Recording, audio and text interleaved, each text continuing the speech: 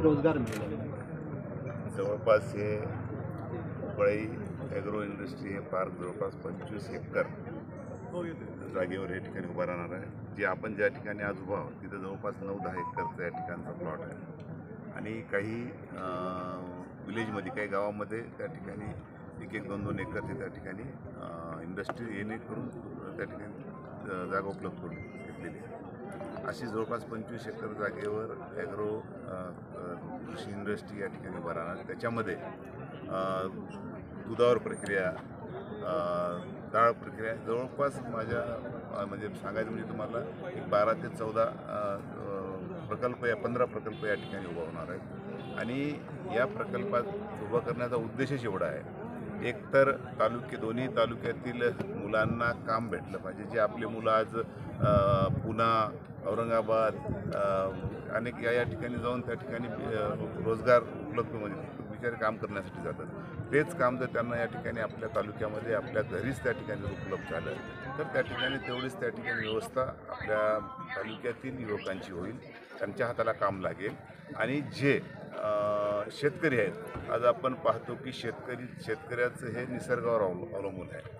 एकतर काढणीला पीक आलं, कुठंतरी निसर्ग त्या ठिकाणी कोपायला. हे असं 1 वर्ष नाही, सतत 5-6 वर्षापासून हे संकट शेतकऱ्यावर येत चाललं. त्यामुळं शेतकऱ्याचा माल याच ठिकाणी खरेदी करून, याच ठिकाणी प्रोसेसिंग करून इथूनच त्या मालाचा प्रोडक्ट तयार होऊन त्या ठिकाणी शेतकऱ्याला 4 पैसे जास्त मिळाले पाहिजे आणि आणि नवयुवकाला कामसुद्धा मिळालं पाहिजे. या उद्देशाने आम्ही हे ॲग्रो इंडस्ट्री या ठिकाणी सुरुवात केली. मी अजून तुम्हाला सांगू की जर मध्ये 2 वर्ष करोना आला नसतं तर कदाचित आज ही फॅक्टरी या ठिकाणी चालू झालेली तुम्हाला दिसली असती, जी आम्ही एका वर्षामध्ये या ठिकाणी उद्योग उभे राहिलेले तुम्हाला या ठिकाणी दिसते. एखादी प्रायव्हेट कंपनी आणि आपण जी केलेली आहे ॲग्रो एजन्सी, यामध्ये काय फरक असणार? म्हणजे शेतकऱ्यांना कसा फायदा होईल? जसं कोल्ड स्टोरेज आहे, वेअरहाऊस आहे, तिथं दर कमी असतील, शेतकऱ्यांना काय फायदा? आम्ही बाकीच्यापेक्षा शेतकऱ्याच्या हिताच्या दृष्टिकोनातून त्या ठिकाणी एकतर शेतकऱ्याला कमी पैशामध्ये त्या ठिकाणी स्टोअर करता आलं पाहिजे आणि जेणेकरून स्टोअर जे आपण त्या ठिकाणी चालवतो ते सुद्धा चाललं पाहिजे. म्हणजे जेणेकरून शेतकऱ्याला त्या ठिकाणी रिलीफ मिळाले पाहिजे आणि तो कोल्ड स्टोरेजसुद्धा या ठिकाणी चालू राहिला पाहिजे, वेअरहाऊस या ठिकाणी चालू राहिले पाहिजे. आणि जे काही या उपळई ॲग्रो इंडस्ट्रीचे तुमच्या माहितीप्रमाणे 15,000 सभासद आहेत, जे या सगळ्या इंडस्ट्रीचे भाग भांडवलदार.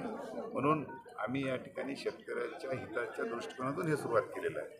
आणि हे सुरुवात करत असताना करोनाचा काळ आल्यामुळं हे जरा 2 वर्ष त्या ठिकाणी कुठलंच तुम्ही पाहिलं, म्हणून आता हे 2 वर्ष लेट सुरू झाल्यामुळं येणार. आणि तुम्हाला माहीत आहे इंडस्ट्री उभं करायचं म्हणजे 5-5 वर्ष लागतात. जे आमच्या या टीमनं अवघ्या 2 वर्षामध्ये त्या ठिकाणी पूर्ण एनओसीसहित त्या ठिकाणी पूर्ण काम झालं. आज फक्त आम्हाला सुरुवात करण्याचं आगामी विधानसभेच्या तोंडावर. आता मला काय म्हणायचं, ज्याला काम करायचं नाही त्याला तर आरोपच करायचे धंदे राहतात, त्याला दुसरा काही धंदाच नाही. मला काय म्हणायचं, मला बोलता येते पण मी ते बोलत नाही, कारण घोषणा आम्ही काहीतरी काय इंडस्ट्रीज आणली कुठं आहे कागद याच्यावर बातमी ऐकायपुरतं बरं आहे. आणि काही जणांनंतर ॲग्रो इंडस्ट्रीच्या नावाखाली काही भागामध्ये असंच एक काही कुठल्या तरी नावाने तयार केलं होतं, त्याला काय म्हणतो फार्मर कंपनी. आज माझ्या माहितीप्रमाणे त्या फार्मर कंपनीवर आज कोटीचा बोजा आहे, थकीत झाली. आज त्यांची पदसुद्धा त्या ह्याच्यामध्ये राहिलेली नाही बँकेमध्ये.